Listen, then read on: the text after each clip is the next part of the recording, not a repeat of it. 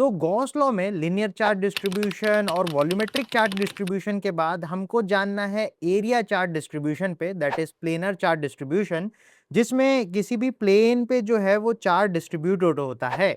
तो planar charge distribution में दो वेराइटीज बेसिकली हमको चेक करनी है।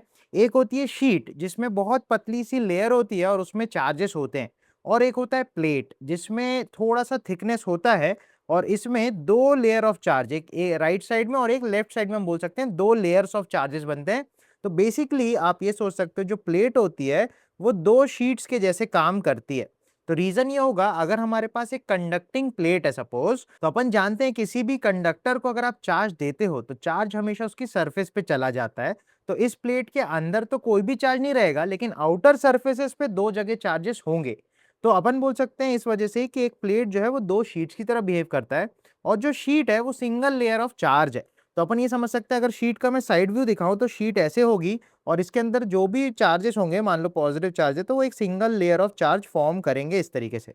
लेकिन अगर मैं प्लेट को बनाऊं तो प्लेट बेसिकली अपन को ऐसी कुछ दिखेगी, और इस प्लेट पे दोनों तरफ मतलब राइट साइड में कुछ पॉजिटिव चार्ज डिस्ट्रीब्यूटेड होगा और लेफ्ट साइड में कुछ पॉजिटिव चार्ज डिस्ट्रीब्यूटेड होगा। तो अपन को यही चीज समझनी है कि कैसे करके चार्जेस डिस्ट्रीब्यूट होते हैं, और दूसरी इंपॉर्टेंट बात है कि इनकी वजह से फील्ड की वैल्यू कितनी होती है और कैसी होती है, वो अपन चेक करेंगे इस वीडियो में। लास्ट में एक बोनस कॉन्सेप्ट भी मैं आपको बताऊंगा जिसमें नॉन कंडक्टिंग प्लेट का आइडिया है, और ये काफी सारे लोग स्किप कर देते हैं, तो इसलिए वीडियो को देखना है एंड तक। तो सबसे पहले अपन स्टार्ट कर रहे हैं शीट के साथ। तो जो शीट है वो सिंगल लेयर ऑफ चार्ज होता है, उसमें जो चार्ज है वो एक ही लेयर में डिस्ट्रीब्यूटेड होता है, अपन को ये चीज समझनी है। और अगर मैं इस शीट की वजह से, ये बहुत बड़ी शीट है, इन्फिनिटली लार्ज शीट है, इसके बारे में ऑलरेडी अपन ने डिस्क वाली वीडियो में देखा है, तो अगर आपने उस वीडियो को नहीं देखा तो एक बार डेफिनेटली से चेकआउट करना, और उसी चीज को, उसी रिजल्ट को हम आज गॉस लॉ के थ्रू भी डिराइव करने वाले हैं, ठीक है। तो यहां पे आप समझो, अगर एक बहुत इनफाइनाइट लार्ज शीट है, तो अपन ये बोल सकते हैं कि जो भी अपन ने इसमें क्यू चार्ज दिया होगा, तो वो क्यू चार्ज ए एरिया में डिस्ट्रीब्यूट हो गया होगा। तो एक चार्ज डेंसिटी सिग्मा हम बता सकते हैं कि कितना चार्ज कितने एरिया में बटा है, तो that will be q upon a. तो ये अपनी सिग्मा हो गई।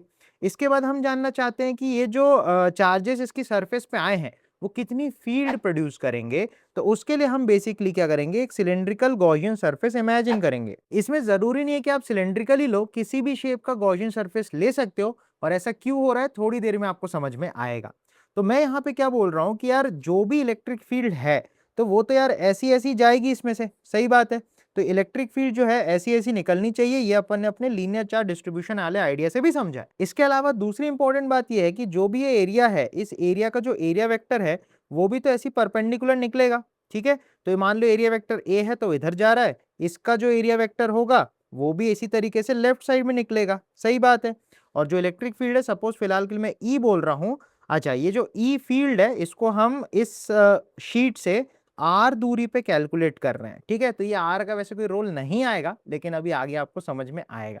तो मैंने क्या किया, इस शीट के बाहर आर दूरी पे और शीट के लेफ्ट साइड में आर दूरी पे एक ऐसा सिलेंडर इमेजिन किया है। तो आप ये सोच सकते हो कि अगर ये वो शीट है तो 3D में आप सोच सकते हो कि ऐसा वो सिलेंडर बाहर निकल के आ रहा होगा, और शीट के पीछे से जाके उस तरफ से ऐसा कुछ बन रहा होगा। तो ऐसा कुछ दिखेगा हमें, यहाँ पे कुछ ना कुछ चार्ज एनक्लोज होगा, क्योंकि गॉस लॉ में तो हमको क्यू एनक्लोज की जरूरत पड़ती है, ठीक है।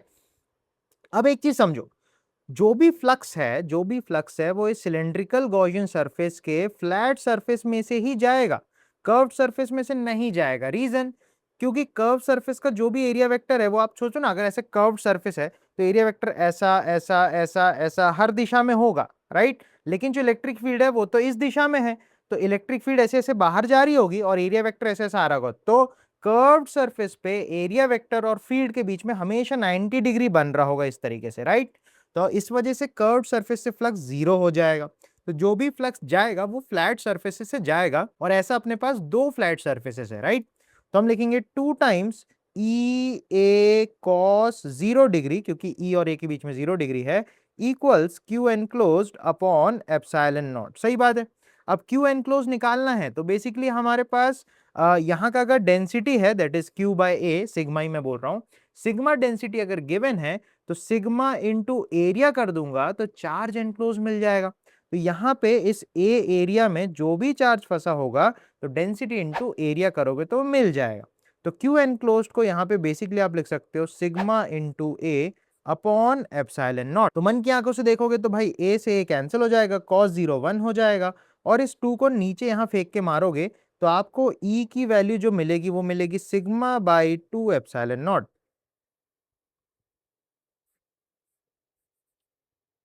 तो ये बहुत इंपॉर्टेंट है, इससे काफी सारे सवाल बनते हैं, वो भी अपन देखेंगे। और इंटरेस्टिंग बात इसमें ये निकल के आ रही है कि भाई ये जो अपनी फील्ड आई है, इसमें देखो कोई भी आर नहीं है। दैट मीन्स एक इनफाइनाइटली लार्ज शीट की वजह से जो भी फील्ड आती है वो डिस्टेंस के साथ वेरी नहीं करती, वो हमेशा कांस्टेंट होती है। तो ये वाली बात अपन ने डिस्क वाले वीडियो में भी देखी थी। इसमें मैं एक बात आपको बताना भूल गया, आई एम सॉरी, कि जो भी एरिया है वो देखो ना, एरिया तो कैंसिल आउट होता है, इसलिए यहाँ पे किस शेप का आप गॉसियन सरफेस ले रहे हो वो मैटर नहीं करता। चाहे आप सिलेंड्रिकल लो, चाहे आप क्यूबिकल लो, उससे कोई फर्क नहीं पड़ेगा, फील्ड जो है हमेशा यही निकल के आएगी। ठीक है, तो यहाँ पे एरिया के भी इंडिपेंडेंट है, ये चीज ध्यान रखना है। Area of the Gaussian surface की एक्चुअली मैं बात कर रहा हूँ। अब इसके बाद इसका सेकेंड पार्ट आता है, दैट इज कंडक्टिंग प्लेट। तो अगर अपने पास एक कंडक्टिंग प्लेट है तो उसमें हम बोल सकते हैं जो भी चार्ज हम देंगे वो इसके दोनों एरियाज पे आ जाएगा। अच्छा, प्लेट की जो थिकनेस है वो काफी कम होती है as compared to the surface area of the faces. तो इसलिए ऐसा बोलते हैं कि जो भी चार्ज है मैक्सिमम चार्ज उसका ऐसे फेस पे डिस्ट्रीब्यूटेड होगा और इस साइड में बहुत कम चार्ज आएगा। तो 99 से ज्यादा परसेंट ऑफ चार्ज जो है वो फेस पे जाएगा, ऐसा आप सोचना। तो अगर अपन ने इसको सपोज क्यू चार्ज दिया है तो ये क्यू चार्ज दो पार्ट्स में बटेगा, इक्वली बटेगा। तो लेफ्ट में अपन बोल सकते हैं क्यू बाई टू आएगा, राइट में अपन बोल सकते हैं क्यू बाई टू आएगा। दोनों फेसेस पे क्यू बाई टू आएगा तो इसका जो सिग्मा अपन लिख सकते हैं वो हो जाएगा Q by two upon area. तो यहाँ पे जो चार्ज डेंसिटी है वो ऐसी होती है, ठीक है। बट जनरली क्वेश्चंस में अपन को सिग्मा डायरेक्टली दे रखा होता है तो इतना टेंशन नहीं है। अब इसमें भी अपन को ना सेम आइडिया लेना है, गॉसियन सरफेस अपन को लेनी है। तो सपोज अगर मैं बोलता हूँ कि इसके यहाँ से कुछ आर दूरी पे मैं फील्ड निकालना चाहता हूँ, तो अपन को एक अगेन गॉसियन सरफेस लेना पड़ेगा। Okay, coming back to this, इसके सेंटर से अगर मैं आर दूरी पे फील्ड निकालना चाहूँ तो अगेन वही गॉसियन सरफेस हमको लेनी पड़ेगी। तो सपोज मैंने यहाँ पे एक सिलेंड्रिकल गॉसियन सरफेस अगेन ले लिया, सेंटर से आर दूरी पे बाहर, ठीक है।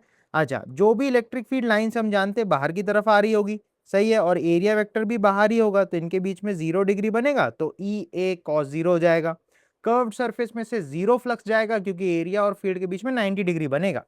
तो जो भी फील्ड आएगी वो इधर आएगी सपोज ई, इधर आएगी सपोज ई, और जो भी एरिया वेक्टर आएगा वो इधर आएगा सपोज ए और इधर आएगा सपोज ए।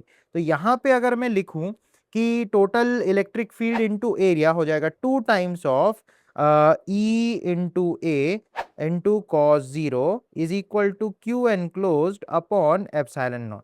अब यहाँ पे अपन को फिर से एक चीज ध्यान देनी है कि जो भी अपन गॉसियन सरफेस ले रहे हैं वो ऐसे ले रहे हैं, राइट, इस तरफ आएगी और एक पीछे की तरफ आएगी, है ना, कुछ ऐसा बनेगा।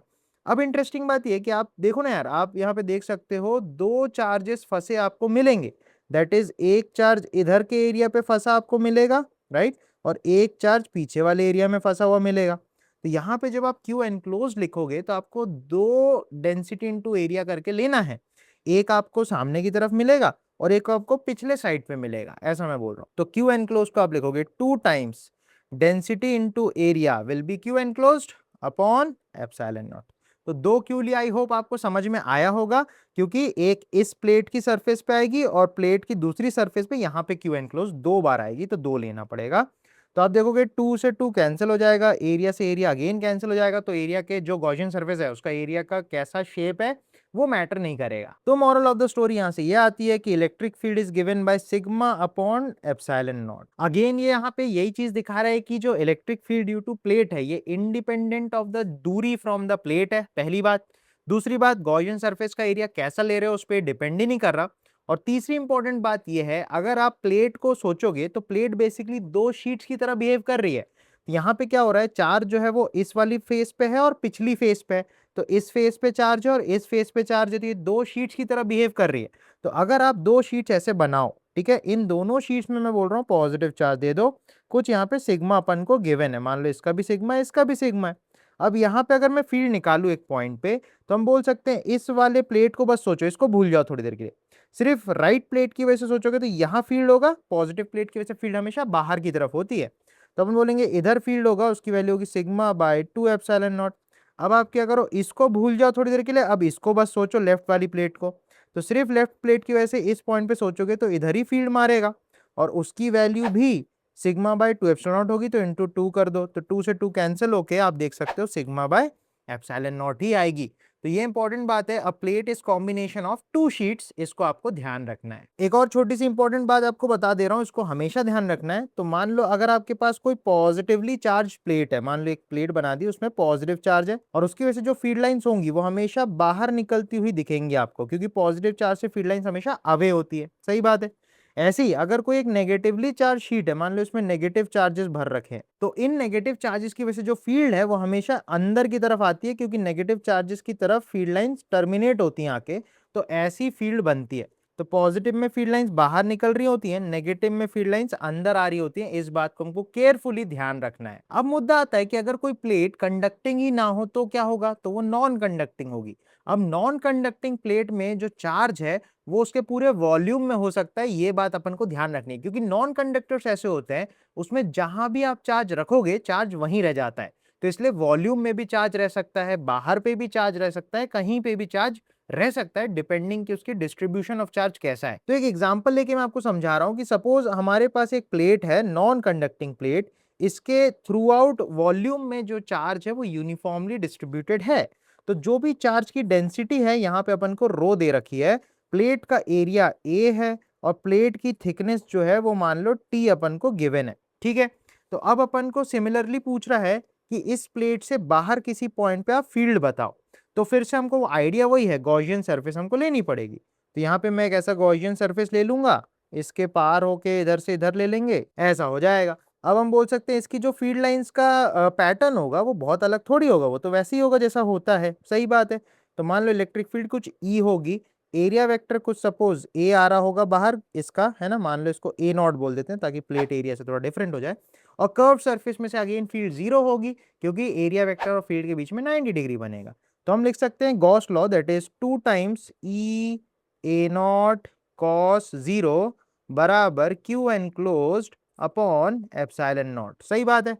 अब आप सोचो कि ये जो प्लेट है, इस प्लेट में कितना चार्ज फंसा है, तो जो भी पार्ट इस सिलेंड्रिकल वॉल्यूम में फंसा होगा उतना ही चार्ज अपन को क्यू एनक्लोज में मिलेगा। तो यहाँ पे मैं बोल सकता हूँ जो भी चार्ज फंसा है वो ऐसे सिलेंड्रिकल वॉल्यूम में चार्ज फंसा मिलेगा अपन को, ठीक है।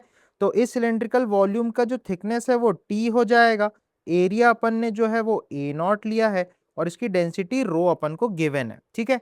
तो अगर मुझे क्यू एनक्लोज निकालना है तो अपन लिख सकते हैं डेंसिटी इनटू वॉल्यूम, ठीक है। तो डेंसिटी तो रो हो जाएगी, वॉल्यूम हो जाएगी एरिया इनटू थिकनेस। तो इस वैल्यू को हमको क्यू एनक्लोज में बेसिकली पुट ऑन करना है।